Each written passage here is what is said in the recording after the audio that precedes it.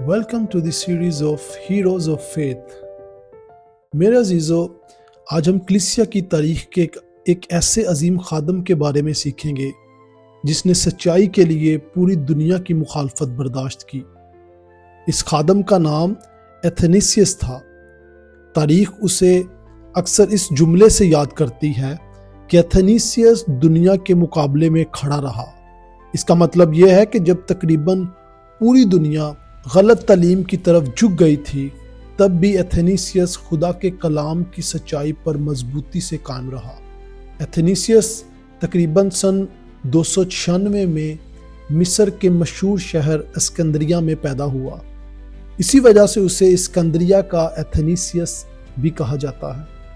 وہ ایک مسیحی گھرانے میں پلا بڑھا جہاں اسے بچپن سے ہی خدا کے کلام کی تعلیم دی گئی۔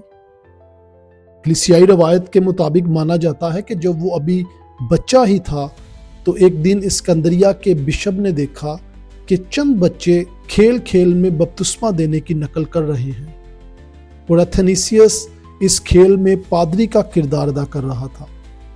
بشپ نے اس چھوٹے بچے کی سنجیدگی اور ایمان کو دیکھ کر اسے اپنے قریب رکھا اور اس کی تربیت شروع کر دی کہ وہ ایک دن بڑا ہو کر خادم کی حیثیت سے کلیسیا کی خدمت کرے۔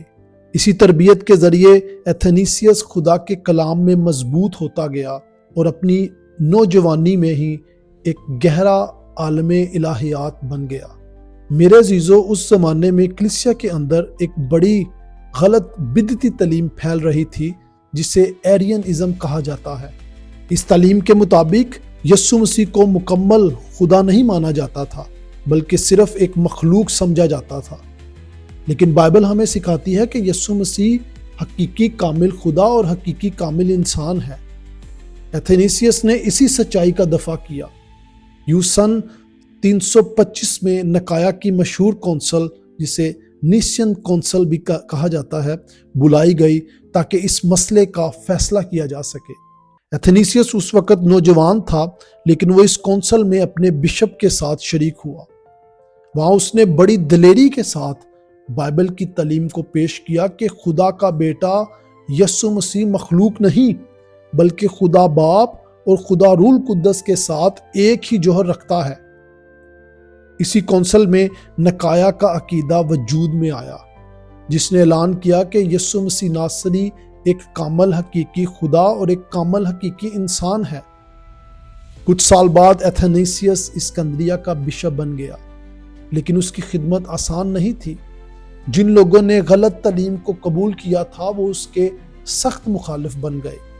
ایتھنیسیس کو اپنی زندگی میں 5 مرتبہ جلا وطنی کا سامنا کرنا پڑا۔ اس نے اپنی زندگی کے تقریباً 17 سال جلا وطنی میں گزارے۔ کبھی وہ صحرا میں چھپا رہا تو کبھی دوستوں کے گھروں میں پناہ لی، لیکن اس نے کبھی بھی کسی بھی قیمت پر سچائی سے سمجھوتا نہ کیا۔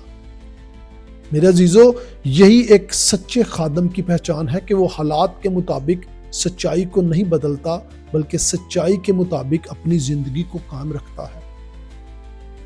ایتھنیسیس صرف ایک بہادر خادم ہی نہیں تھا، بلکہ ایک عظیم مصنف بھی تھا۔ اس کی ایک مشہور کتاب اون دی انکارنیشن یعنی تجسد مسیح کے بارے میں ہے، جس میں وہ بڑی خوبصورتی سے بیان کرتا ہے کہ خدا کا بیٹا انسان کیوں بنا اور انسان کی نجات کیسے ممکن ہوئی۔ اس کی دوسری تحریروں میں اس نے ایرینزم کی تعلیم کے خلاف بائبل کی سچائی کو واضح کیا۔ اس کی تحریریں آج بھی کلیسیا کو مسیح کی شخصیت کو سمجھنے میں مدد دیتی ہے۔ ایتھنیسیس بائبل کے کینن کی پہچان میں بھی اہم ادا کرتا رہا۔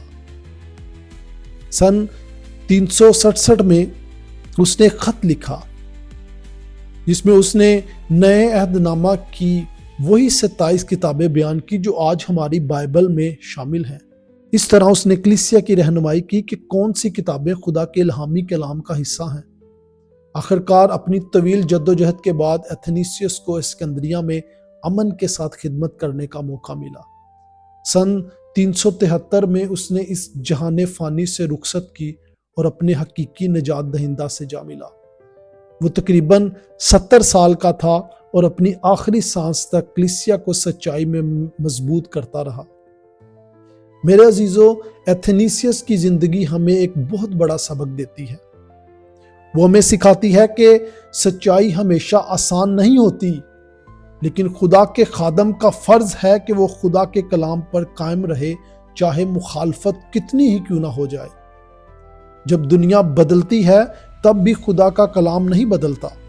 آج کلیسیا کو ایسے ہی لوگوں کی ضرورت ہے جو ایمان میں مضبوط ہوں، جو بائبل کی سچائی کی حفاظت کریں اور جو خداوند یسوع مسیح کی الوہیت اور انجیل کے پیغام کو دلیری کے ساتھ دنیا کے سامنے پیش کریں۔ خدا ہمیں ایتھنیسیس کی طرح یہ فضل بخشے کہ ہم بھی سچائی کے لیے کھڑے رہیں، چاہے پوری دنیا ہمارے خلاف کیوں نہ ہو جائے۔ اسی لیے ایتھنیسیس کے مرنے کے بعد اس کی قبر پر لاطینی زبان میں لکھا گیا کہ ایتھنیسیس کنترا مندم، یعنی جس کا مطلب ہے ایتھنیسیس پوری دنیا کے مقابلے میں کھڑا رہا۔